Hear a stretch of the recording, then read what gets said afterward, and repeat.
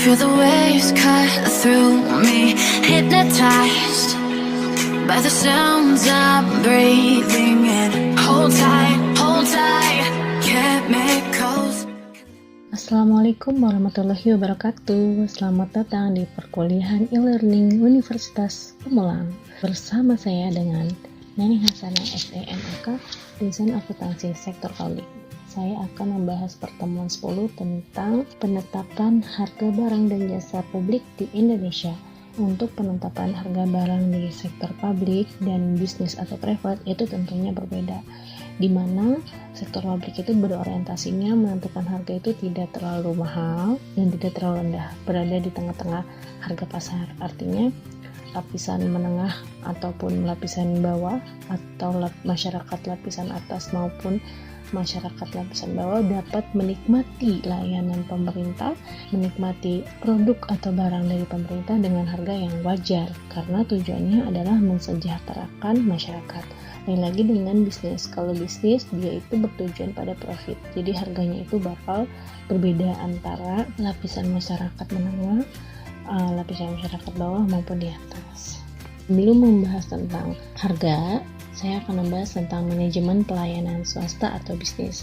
Nah, di sini manajemen pelayanan swasta dan bisnis itu biasanya lebih mendasarkan pada individual choice pada pasar.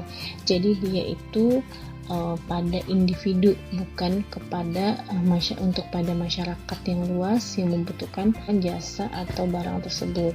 Karakteristik dipengaruhi oleh hukum permintaan dan penawaran. Jadi karakteristik suatu barang dan jasa yang dijual kalau pada sektor bisnis itu dia tergantung pada hukum permintaan dan penawaran di pasar. Yang selanjutnya bersifat tertutup dari publik. Jadi untuk manajemen private tentu tidak terbuka terhadap masyarakat.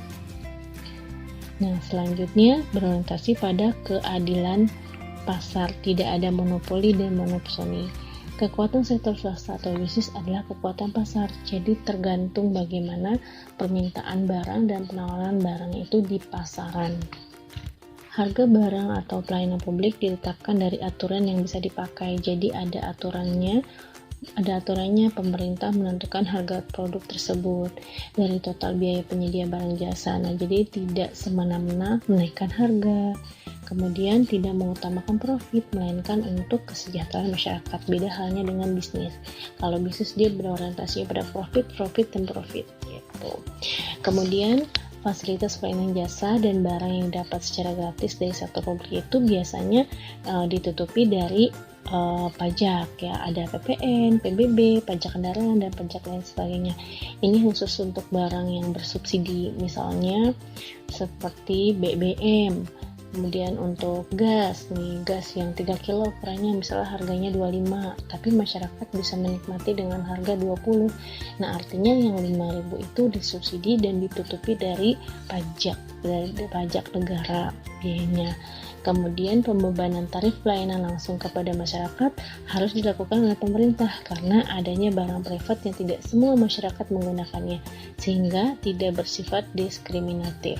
Misalnya tarif jalan tol, tarif PDAM, nah itu hanya segelintir orang saja yang menikmati, tidak umum gitu artinya. Nah, selanjutnya penentuan harga pelayanan publik. Nah, salah satu tugas pokok pemerintah adalah memberikan pelayanan kepada masyarakat. Untuk tujuannya agar kebutuhan masyarakat terpenuhi dengan baik, kemudian dapat semua lapisan masyarakat dapat menikmati pelayanan publik. Kemudian untuk pemberi pelayanan publik tersebut pada dasarnya itu dibiayai melalui 2 sumber. Nah, dari mana sih dananya untuk membiayai fasilitas publik, infrastruktur misalnya? Nah, itu yang pertama ada dari pajak. Nah, pajak ini adalah sumber utama pendapatan pemerintah. Jadi dari pajak itulah dikelola pemerintah untuk bangun jalanan, untuk sekolah, rumah sakit, dan tempat-tempat umum lain sebagainya. Kemudian yang kedua itu pendapatan pemerintah ada dari retribusi atau ada juga dari pembebanan langsung kepada masyarakat sebagai konsumen jasa publik. Nah, ini sudah konsumen, artinya masyarakat membeli terhadap publik gitu. Nah, di sini contohnya pelayanan publik yang dapat dijual. Yang pertama, penyedia air bersih, kemudian ada transportasi publik yang bisa dimanfaatkan, misalnya Transjakarta, kemudian jalan tol, kemudian listrik, dan lain sebagainya. Cukup sekian penjelasan dari saya. Sampai bertemu lagi pada pembahasan selanjutnya. Terima kasih. Wassalamualaikum warahmatullahi wabarakatuh.